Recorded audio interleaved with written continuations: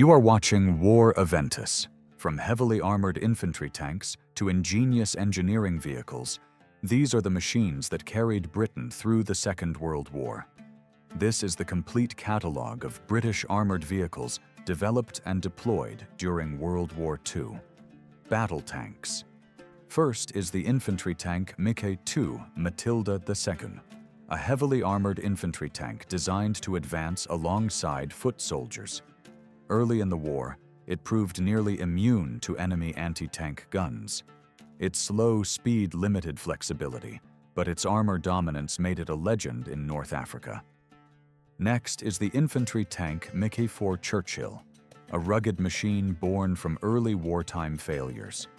Though unreliable at first, it excelled in rough terrain and climbing ability. Its adaptable design led to many variants, making it one of Britain's most versatile tanks. Then comes the cruiser tank VI Crusader, built for speed and maneuver warfare. It became the backbone of British armored forces in the desert. While fast and agile, weak armor and mechanical issues left it vulnerable in direct engagements. Finally, the cruiser tank VIII Cromwell, Britain's most successful cruiser tank. Powered by the Meteor engine, it combined speed with reliability. Though its gun struggled against heavier German tanks, it excelled in mobile operations across northwest Europe. Tank destroyers and assault guns. First is the Valentine Archer, a uniquely designed tank destroyer mounting its powerful gun facing backward. Built for ambush tactics, it allowed crews to strike and withdraw quickly. Despite its unusual layout, it provided effective firepower against late-war German armor. Next is the Churchill gun carrier, an early attempt at a dedicated anti-tank vehicle. Featuring a fixed superstructure, it sacrificed flexibility for protection. Though it never reached combat, it influenced later British self-propelled gun designs. Then comes the Alecto, a light assault gun developed for infantry support. Fast and compact, it lacked heavy armor but offered mobility. Arriving late in the war, it saw limited service before being overtaken by heavier vehicles.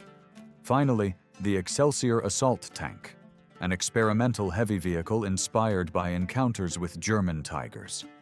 Designed with thick armor and a strong suspension, it aimed to break fortified defenses. Only prototypes were built before upgraded Churchills filled the role. Self-propelled artillery and anti-aircraft. First is the Sexton, a highly successful self-propelled artillery vehicle mounting the British 25-pounder gun. Reliable and mobile, it provided constant fire support to armored units. Its effectiveness ensured continued service long after the war ended. Next is the Bishop, Britain's first attempt at self-propelled artillery. Its tall superstructure restricted gun elevation and range. Despite its flaws, it filled a critical gap during early desert fighting. Then comes the Crusader anti-aircraft variant, designed to protect armored columns from air attack. Armed with rapid-fire guns, it was effective on paper. However, reduced enemy air presence limited its overall battlefield impact. Finally, the Deacon, an improvised solution mounting an anti-tank gun on an armored truck. Used mainly in North Africa, it relied on ambush tactics. Lightly protected but effective, it offered a quick response to enemy armor threats. Armored half-tracks and prime movers. First is the AEC Matador, Britain's standard medium artillery tractor. Known for excellent off-road performance, it towed heavy guns across difficult terrain. Its reliability made it a backbone of British artillery units. Next is the Scammell Pioneer, a heavy-duty recovery and artillery tractor. Equipped with a powerful winch, it was capable of recovering disabled tanks.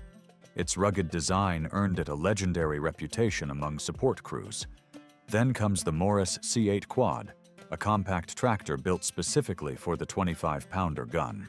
Its distinctive shape allowed efficient transport of crew and ammunition. Though cramped, it became an icon of British field artillery. Finally, the Guy Quad Ant, an early four-wheel drive artillery tractor. Developed before the war, it influenced later designs. While eventually replaced, it played a key role in shaping British artillery mobility. Armored reconnaissance vehicles. First is the Daimler armored car, one of the finest reconnaissance vehicles of the war. Armed with a 2-pounder gun, it combined protection, firepower, and agility. Crews valued it for both scouting and combat roles. Next is the Humber armored car Mk4, produced in large numbers and used across multiple theaters. Equipped with a 37mm gun, it offered balanced performance. It proved reliable for reconnaissance and security duties.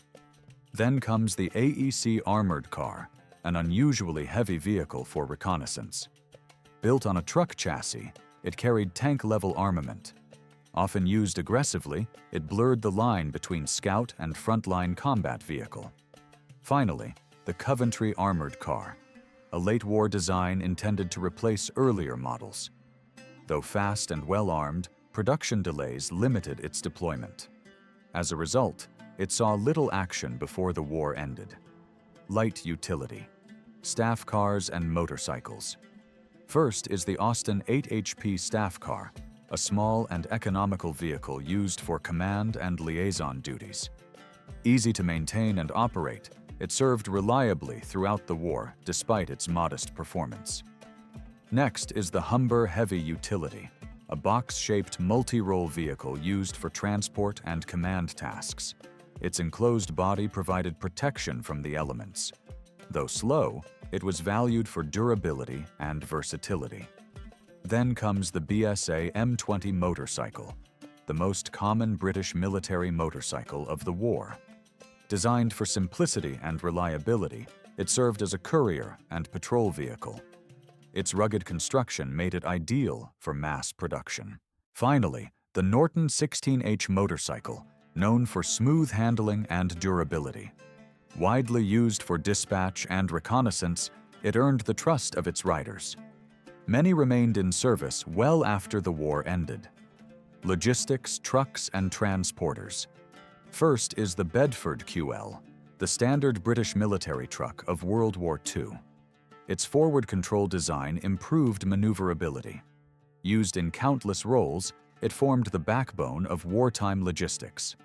Next is the Bedford OY, a pre-war truck adapted for military service. Simple and versatile, it supported a wide range of logistical tasks. Its reliability ensured widespread use throughout the conflict. Then comes the Albion CX-22S, a heavy logistics truck designed for long-distance transport. It carried supplies, troops, and equipment across harsh environments. Its sturdy build allowed continuous operation under demanding conditions. Finally, the Fordson WWII, a 3-ton 4-wheel drive truck produced in large numbers. Combining payload capacity with off-road capability, it became one of the most recognizable British transport vehicles of the war.